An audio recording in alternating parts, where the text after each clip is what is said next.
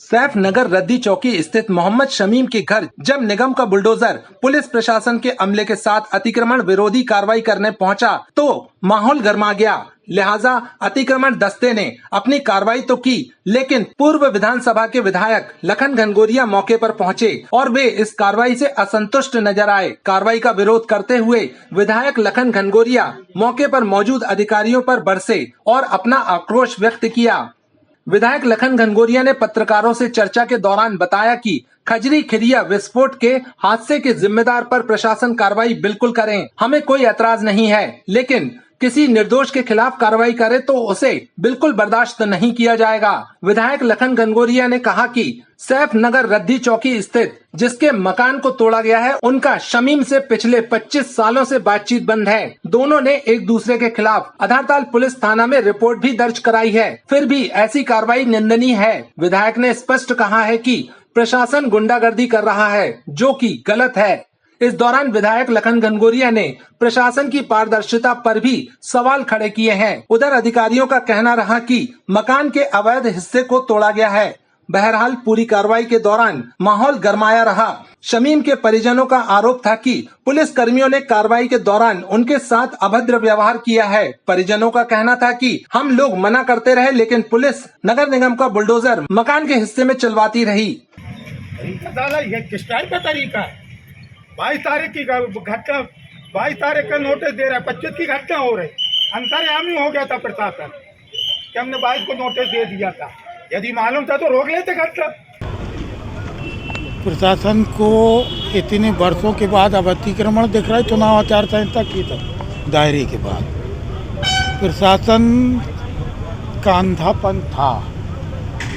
कल की घटना में जो आरोपी है उसके ऊपर कार्रवाई होना चाहिए थी, उनके साथ होना चाहिए थी, लेकिन जिसको कोई लेना देना नहीं, जिसका कोई सरोकार नहीं, जिसका 25-30 साल से आना जाना नहीं, सलाम दुआ तक की नहीं है, एक दूसरे के सुख दुख में भी आने जाने की नहीं है, उसका घर तोड़ दिया और कल्पित के घर को बोल रहा है कि वो किराए के मकान में रहता है।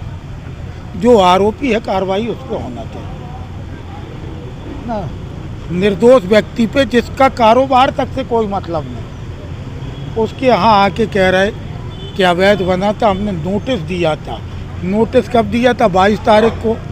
मतलब ये अंतर्यामी थे, इनको मालूम था 25 को विस्फोट होगा, 22 को नोटिस दे दो, फिर विस्फोट हो क्यों नहीं लिया?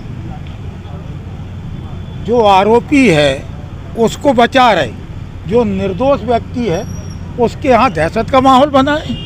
छोटे छोटे बच्चे रो रहे और एसडीएम की निष्ठुरता, तहसीलदार की निष्ठुरता कि इतने से बच्चे रो रहे हैं कि मुश्किल से 7-8 साल का बच्चा वो रो रहा है और वो तहसीलदार और एसडीएम बोल रहे इसको गाड़ी में बिठा लो।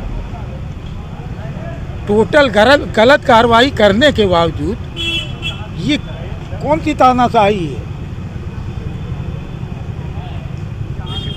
तो ये आरोपी को पकड़ो, हम लोगों का कोई उसमें किसी प्रकार का किंतु परंतु नहीं है। आरोपी के ऊपर कार्रवाई होना चाहिए, जो जिस जहन्नत का है उसके ऊपर उस हिसाब से कार्रवाई होना चाहिए। लेकिन जो व्यक्ति शराफत से जी रहा हो, जिस व्यक्ति को कोई लेना देना नहीं, ये आपके बस में नहीं है कि आप कहाँ पैदा हो, आपके बस में नहीं है। यदि आपका पारिवारिक परिवेश गलत आपको लग रहा है, आपने घर छोड़ दिया, 30-35 साल हो गए और हर थाने में रिपोर्ट है एक दूसरे के खिलाफ की। पुलिस प्रशासन यदि आया तो अपनी गिरवान को तो झांक ले। आपके पास IB, LIB सारे गुप्तचर विभाग हैं, आप पता कर लेते हो हाजी सलीम का कितना सरोकार है, कितना लेना देना। तो ये इस प्रकार की कार्रवाई तो बर्दाश्त करने योग्य नहीं है। भैया लंबे समय से फरार चल रहा था मोहम्मद शमीम है, उसके बाद अरे तो शमीम को पकड़ो ना, शमीम की जगह क्या पूरे शहर को पकड़ लोगे? शमीम को बचा क्यों रहे हो? अब प्रशासन द्वारा ये कार्रवाई की गई, आपके द्वारा कोई इसमें? ये तो हर स्तर पे इसका प्रतिकार हम कर रहे हैं, वो करेंगे। ये कार्रवाइयाँ निर्दोषों के ऊपर होगी, हम बर्दाश्त नहीं करेंगे। जिस हद तक हमें जाना पड़ेगा हम जाएंगे। कल जो हमारे जबलपुर शहर में ब्लास्ट हुआ था उसके तारितम्य में जो है हर जगह इन्वेस्टिगेशंस और बाकी पॉइंट्स जो है वो अपनी पुलिस कर ही रही है। आज जो कार्रवाई हुई है वो रेवेन्यू रिलेटेड कार्रवाई है और ये इंक्रोचमेंट था जो हटाया गया है। यहाँ पर वो कह रहे हैं कि ये मकान जो है वो उनका नहीं है, जो आरोपी हैं उनके भाई का मकान है और विधायक ने भी यहाँ पर आके उस कार्य को रुकवाया है, अभी रुक गया है वो पूरा मामला।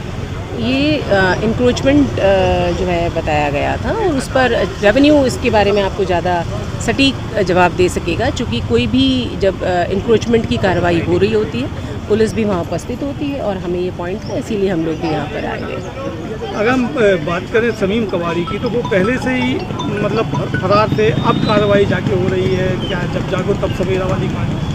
नहीं, देखिए it's too early to say anything. ये इन्वेस्टिगेशन एक बहुत बड़ा इन्वेस्टिगेशन है और मुझे लगता है हमें इस बात को बहुत गंभीरता से देखने की आवश्यकता है कि ये जो कल घटना हुई है ये घटना क्यों हुई है और इस तरह की घटनाएं और ना हो। मुझे लगता है पुलिस का और प्रशासन का, सभी लोगों का ध्यान इसी गंभीरता से इसी विषय पर है कि कैसे हम इस तरह की घटनाओं को ढंग से समझ सकें कि क्यों हुई हैं और रोक सकें कि ना हो आगे। क्या आप भी आयुष्मान योजना के तहत निशुल्क इलाज कराना चाहते हैं? तो सीधे चले आइए शहर के मध्य स्थित मालवीय चौक के पास शीतल छाया अस्पताल, जहां आपको एक ही छत के नीचे मिलेगा संपूर्ण बीमारियों का इलाज। 7 वर्षों से रहा विश्वास का प्रतीक, हजारों बीमार व्यक्तियों का किया सफल इलाज, बोन मैरो बायोप्सी कैंसर का सफल इलाज।